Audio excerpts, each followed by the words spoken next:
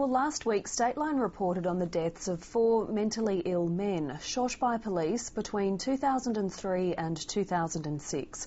A coroner found systemic failures within mental health services and raised concerns about the police handling of such incidents.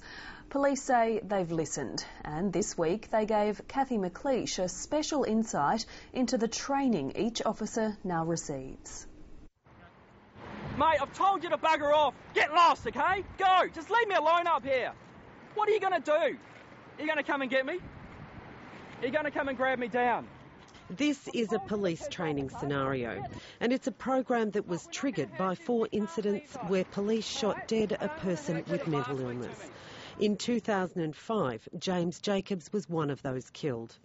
He had drawn a knife on officers who had approached him following up a nuisance call.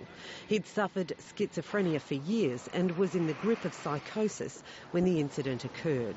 It's a time of such irrational behaviour, and the only way to help somebody with psychosis is to be calm and to give them a safe place where they can settle down. It's recognised people suffering psychosis are often terrified, convinced someone is after them.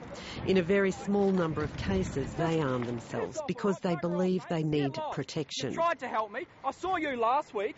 What did you do last week? Absolutely bloody nothing. It's extremely rare that it comes to a violent situation. People with mental illness are in fact no more likely than anyone else to perpetrate violence. It is just that when it does occur, it is often significant and it is often very well publicised. And for the police, I guess they're in that situation where when trouble happens, they're alerted.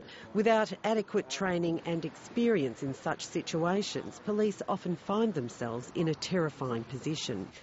A 2008 coronial inquest found that systemic failures in mental health services and a lack of coordination between health and police had all played a part in putting officers and the 4 men who were shot in a devastating position. 2 years earlier, Queensland Police, Queensland Health and the Queensland Ambulance Service developed the Mental Health Intervention Program. All the 3 agencies recognised that we could do things better in terms of servicing the needs of people with mental health, particularly in relation to police calls for service. Almost all operational police now receive regular training in how to deal with critical incidents and mental health issues. Scott, I'm not here to have a go with you. I'm not here to fight with you, Scott. I'm not calming down. I've had a guts full. I've told you this. It's very confronting, and for the first time or two, it's very unusual. A lot of police come into the organisation without ever seeing that type of thing before, and that's why we'd like to put the training in place to give them an idea that there are people out there that suffer illness, and there are people out there in crisis situations, and they can become violent and aggressive, and we need to put steps in place to deal with that. It's now part of every police officer's core training. Our mental health first response officer training was designed to equip our police on the road, our first responders, with some skills necessary to deal with people suffering from mental illness. Bearing in mind that police aren't clinicians, we're not trained under the health system. When we respond to incidents, we're there to keep everyone safe until the health professionals can assist the person in question. Our scenario-based training has been found to be the most accurate training.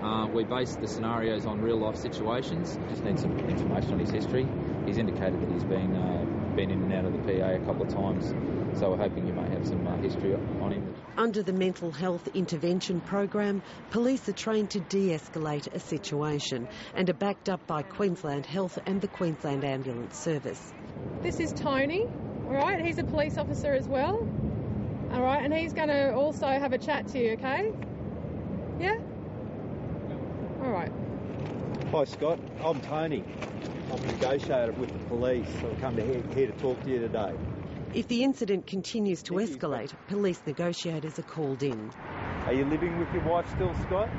In my experience, people only maintain their anger for a short amount of time, usually around 20 minutes, we as negotiators find that people maintain their anger, and if we can keep the situation calm and talk them through their problems for that amount of time, we generally have a successful resolution.